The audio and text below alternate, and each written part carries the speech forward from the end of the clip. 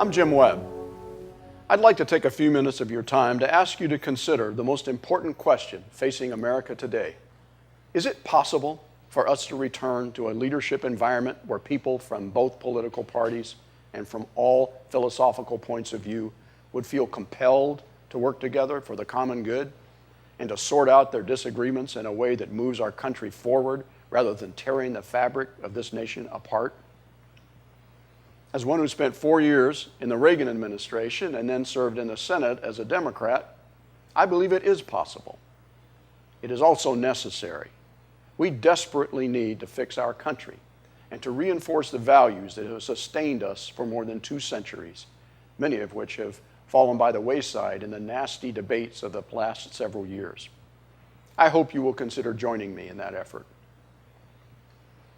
Over the past few months, thousands of concerned Americans from across the political spectrum have urged me to run for president. A consistent theme runs through these requests. Americans want positive, visionary leadership that they can trust. They're worried about the state of our economy, the fairness of our complicated multicultural society, the manner in which we are addressing foreign policy and national security challenges, and the divisive, paralyzed nature of our government itself. In short, they're worried about the future. They want solutions, not rhetoric, and I share every one of these concerns. I have proudly spent several periods in government, but I am not a career politician. I came from a family of citizen soldiers. My father served 26 years in the Air Force as a pilot and a pioneer in our missile programs. I learned early about the sacrifices a family makes when a family member is repeatedly deployed, and also the fulfillment that comes from serving our country. My brother, my son, and I all became Marines. I fought on one of the Vietnam War's harshest battlefields. After leaving the Marine Corps, I studied law and found a fulfilling career as an author and journalist. But again and again, I came back to the personal fulfillment that can only come from public service. I spent 8 years on active duty in the military, 4 years as a committee counsel in the Congress working to help our veterans, 5 years in the Pentagon, 1 as a Marine and 4 as Assistant Secretary of Defense and Secretary of the Navy. And I spent 6 years as a member of the United States Senate. Each time I served not with the expectation of making government a career, but to contribute to the good of the country during a period of crisis or great change.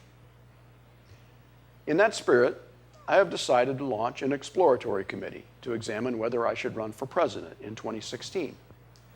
I made this decision after reflecting on numerous political commentaries and listening to many knowledgeable people. I look forward to listening and talking with more people in the coming months as I decide whether or not to run.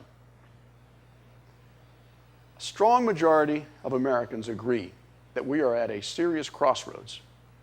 These challenges are only partly political. Equally, they involve questions of leadership.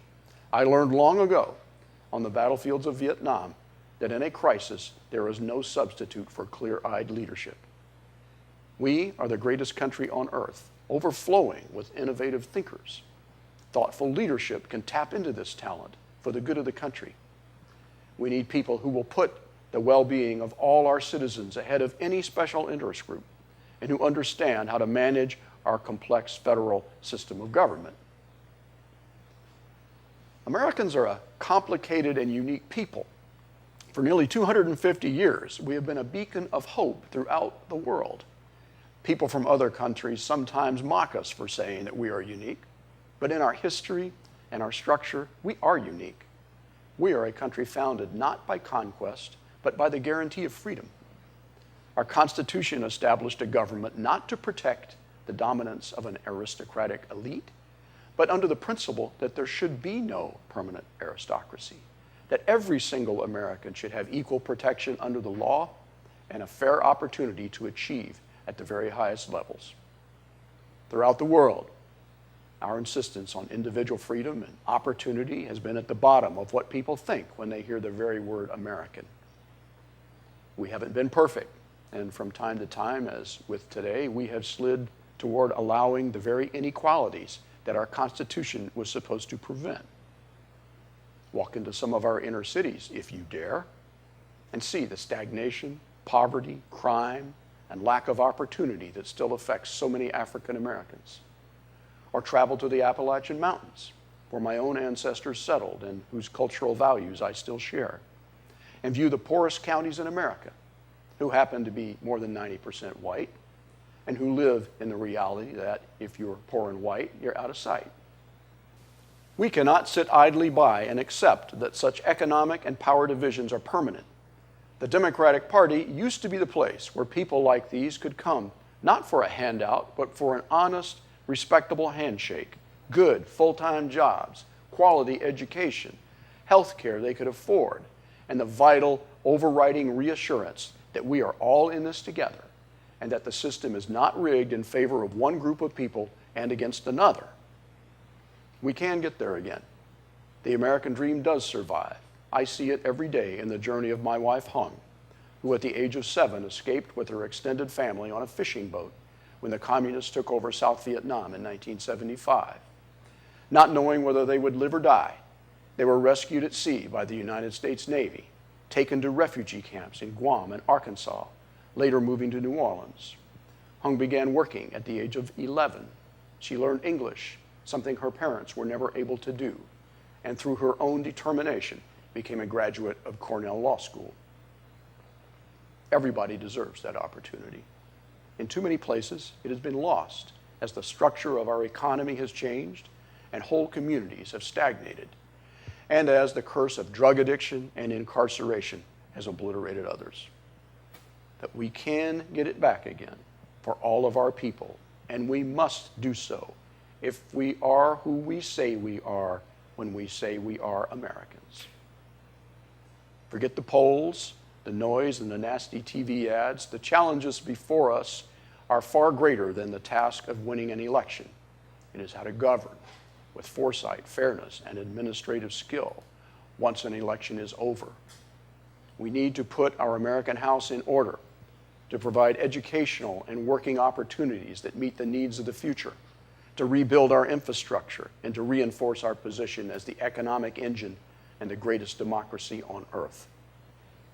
We need to redefine and strengthen our national security obligations, while at the same time reducing ill-considered foreign ventures that have drained trillions from our economy, and in some cases brought instability instead of deterrence. With enough financial support to conduct a first-class campaign, I have no doubt that we can put these issues squarely before the American people and gain their support. The 2016 election is 2 years away, but serious campaigning will begin very soon. The first primaries are about a year away. Your early support will be crucial as I evaluate whether we might overcome what many commentators see as nearly impossible odds. We're starting with very little funding and hardly any staff, but I've been here before. In February 2006, I announced for the Senate only 9 months before the election against an entrenched incumbent. We had no money and no staff. We were more than 30 points behind in the polls. I promised to work on the same themes I am putting before you now: reorient our national security policy, work toward true economic fairness and social justice, and demand good governance, including a proper balance between the presidency and the Congress. We won, and despite the paralysis in our government, we delivered on these promises in a measurable, lasting way. In 2007, I gave the response to President Bush's State of the Union address. I put economic fairness for our working family and small business owners at the front of my response, noting the immense and ever-growing disparities in income between corporate executives and those who do the hard work. When I graduated from college, the average corporate CEO made 20 times what his workers made. Today, that number is greater than 300 times. The inequalities between top and bottom in our country are greater than at any time in the last 100 years. And the disparities between those at the very top and the rest of our society have only grown larger since the economic crash of late 2008 and early 2009.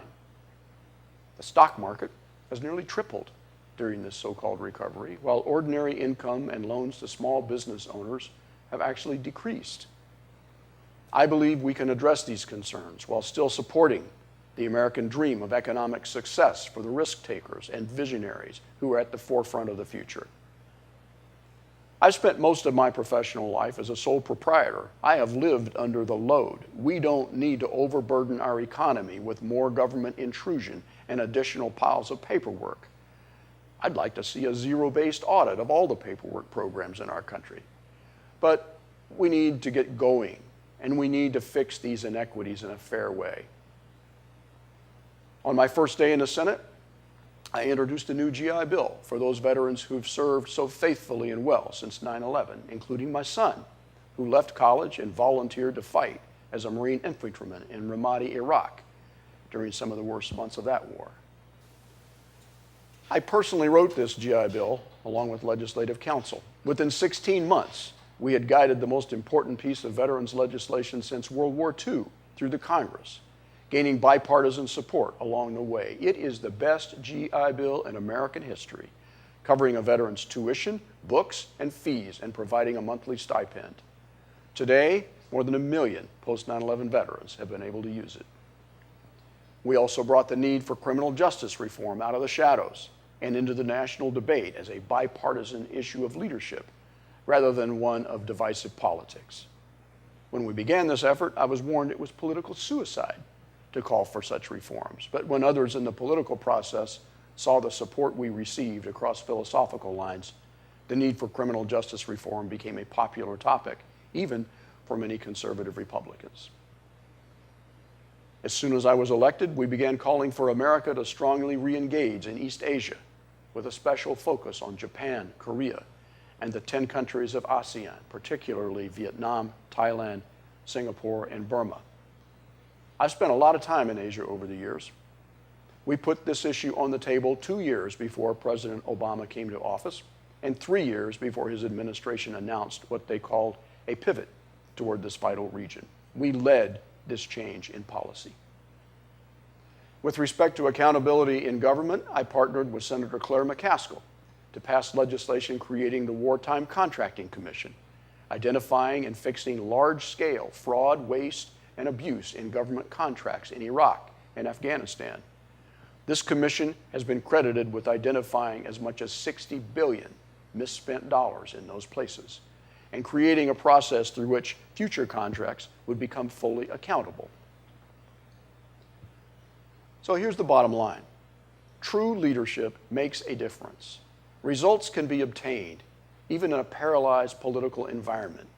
In fact, I believe we can unparalyze the environment and reestablish a transparent, functioning governmental system. I invite you to learn more about my positions at jameswebb.com. I can assure you, we will be focusing not on petty politics or how to match a position with a poll, but on the future of our country and on solutions that will rebuild and unite us. In politics, nobody owns me, and I don't owe anybody anything except for the promise that I will work for the well-being of all Americans, and especially those who otherwise would have no voice in the corridors of power. All I ask is that you consider the record I am putting before you and give me the opportunity to earn your trust. Time is indeed of the essence. As I consider this effort, I'm asking that you support the Exploratory Committee with a donation, that you encourage other like-minded Americans to do the same. Visit our website at www.web2016.com to register your support. Any help will be greatly appreciated. Thank you. Let's fix our country together.